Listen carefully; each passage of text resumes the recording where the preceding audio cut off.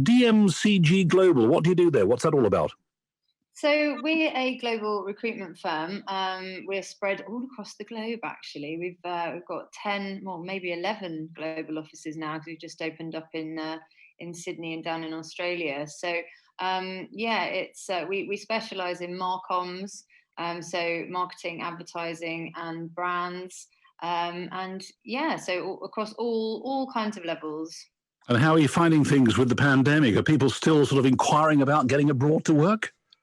It's been a really interesting year, and I think everybody's situation is completely different. You know, you've got some people who are absolutely desperate to move. You've got some people who just physically can't, and then obviously visa situations. So it's been a real roller coaster, I think, for everybody. But we've seen certainly in Amsterdam, you know, things have not slowed down at all, and we were quite lucky, really, with the industry that we're in, that everyone got up to speed very quickly with working remotely and adapted very well. I think that's one of the main takeaways. We were like, wow, you're up to speed in like 2 weeks. And they're like, yeah, we're a digital agency. So obviously, so that's been good to see. But yeah. Some interesting facts and figures the report has come out with then. 42% of adults in the UK would like to work abroad if it meant staying in the same role or with the same company. 19% think better job opportunities do actually exist overseas. I must admit, Natasha, it's something I wish I'd done years ago. I'm a little bit too old now, I think, to up sticks and move away. But yeah, I wish I'd taken the bull by the horns and maybe moved out to the States or maybe Australia, New Zealand. Are many people interested in actually working abroad nowadays? Yeah, I think that's what we looked at some of the Rosetta Stone research that you just mentioned there, and it was quite fascinating to really see what people thought. I think the takeaways were that, you know, a lot of people were afraid, and a lot of people were kind of thinking that they couldn't go abroad and venture off with all these new regulations being brought in, certainly for the EU. But I think globally there are, still very much opportunities for people to move. It depends, obviously, on your sector. It depends on just generally on each individual country, because obviously now UK citizens are considered highly skilled migrants in Europe. That's sort of the blanket terminology, but then for each individual country it goes down to their own sort of entry requirements, really. But I think that the message that we want to put over is, you know, it might be a little bit of sort of wrangling at the start and new information and stuff like that, but I think the most importantly, you know, is to really think about the country that you want to go and live in. What language do they speak? You know, how can you upskill? What other criteria are really wanted and needed in that country? And that's one of the takeaways that we found from the research, for sure. Is moving abroad something for young people, or can we all consider upping sticks and moving in our maybe late 40s, 50s, 60s? I mean, there's no real age limit on moving abroad, is there? No, not at all, not at all. I mean, it's whenever you kind of feel that's right for you, and whenever you're ready. I mean, we see, you know, obviously there's that kind of appetite and thirst for new cultures and new experiences when you're young. But I mean, I moved to Amsterdam in my mid-30s. And I think that you've got you've got life experience at that point. And so you can really start to, you know, come somewhere and sort of build your business.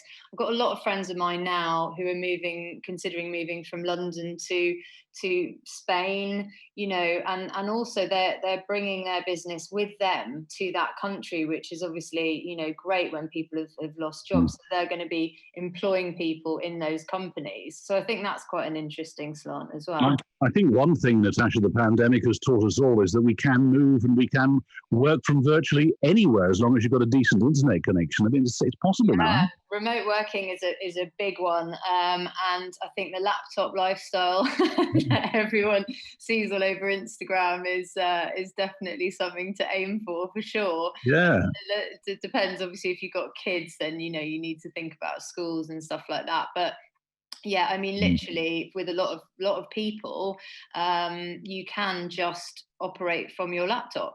But also, I think you do need to think slightly about tax implications of that, depending on what country you're working from and where you're getting paid and how much time you spend in that country. That's also something to consider, because I know that some people have been caught out with that.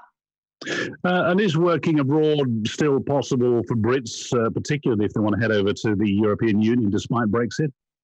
Yeah, I mean, it's it's not as free as it was. Look, let's be honest, it's really not. It's something that you need to look at, as I said, in terms of individual country you're going to. The HSM status has now been put onto UK citizens, so entry requirements are just going to be different.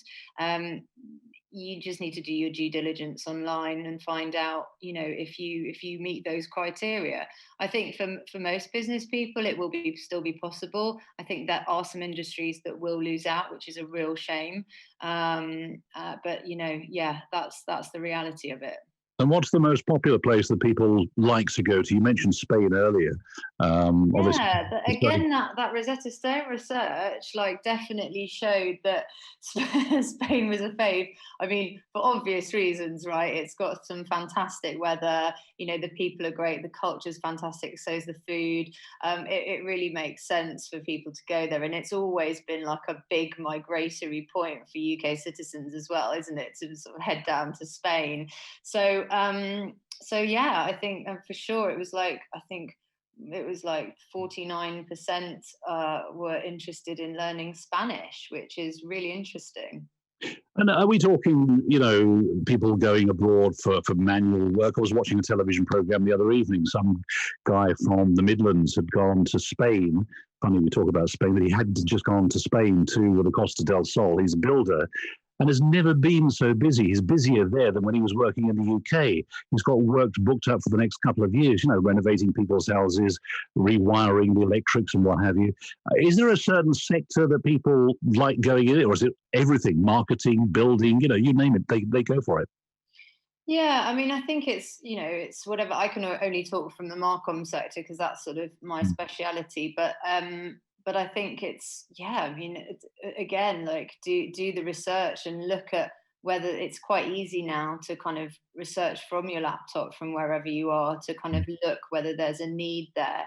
I'm sure people are pretty good when they're about to move to another country. I'm sure not many people would just up and leave without knowing what they might come in, but there's certainly some forward planning is needed on a lot of things. So a lot of due diligence then is required, as say homework, know where you're going, the tax implications, how the country runs, speak the language. So a lot of things to work on before you do actually think about, we'll move to Costa Rica or somewhere like that. A lot of work to be done before you actually up sticks and Yeah, move forward. totally. Yeah. Yeah. So if anybody wants more information about, doing that research, what's the best suggestion? What have you got for us? I think that there are certain websites, certainly from a language perspective. I mentioned rosettastone.co.uk. That's really a useful one. I think it's one that people tend to stick with quite a lot as well. I know that people have been quite successful with those courses. I also would look at the government websites. There's a lot, and also UK government website as well. They've got a lot of information on moving to individual countries and what that means for the sort of implications of leaving the UK as well. I mean, I know that when I left, I've been in Amsterdam for 7 years now, but when I left, it was quite fluid and you could just kind of like pop over and then come back. I don't know what that situation is now. I think you kind of really need to kind of announce that you're leaving, so there is a lot to consider. What took you over to Amsterdam then, and what's the lifestyle like over there? Oh, well, we love it here, actually. Initially, it was sort of work related. I came over and set up an office here in Amsterdam for the recruitment firm I was with at the time, and yeah, it was with my husband, but back then fiance. And I think it's the work life balance that struck us. They really value their family time, and they really value their leisure time as well. And sort of taking 3 weeks off in the summer to go holidaying is always very nice, and that's something that is really common. So just generally that really, but also I think the Dutch are a very warm and welcoming society as a whole. Since we've started the pandemic last year, Natasha, final question to you really today. Have you seen a big upturn in people inquiring about moving abroad since the start of the pandemic, or has it been a downturn? So I think really the first time I noticed it more than ever was actually just after Brexit was announced. So that Right. was 2016. There was a huge amount of people saying, right, this is kind of, is this the last chance we're going to get to live and work in Europe? So there has been a steady flow of people wanting to work in Europe since then, but always really. I mean, there's always been that interconnection between the two. But yeah, I think during the pandemic, it's funny because people have had a lot of time to reflect, and I think with that reflection has come a sort of sense of, oh well, why not? Why wouldn't we? Everything else is so crazy at the moment, and I might as well just take a leap and take a chance and sort of start a new life, or go to somewhere that I never thought I'd be able to, or so to some extent it's increased people's sense of adventure. But I mean, obviously, otherwise, some people are in difficult situations, so you've got to mind that as well. Absolutely. And tell me, I do a lot of cycling. Have you got a lot of cycling out there? Obviously, My goodness, if you want to come somewhere for cycling, here is the place. you do a Yes, lot. absolutely. I mean, I'm always off on my bike doing everything, but mine's like a sort of old Dutch bike rather than the sort of the racing bikes. But you do see them whizzing along, and actually, my husband's about to buy a racing bike. So yeah, no, it's like a national sport for sure. Lovely. All right. Great talking to you, Natasha. Natasha Stark there, Amsterdam Managing Partner at DMCG Global. Thanks for joining us on Connections Radio today. Thank you.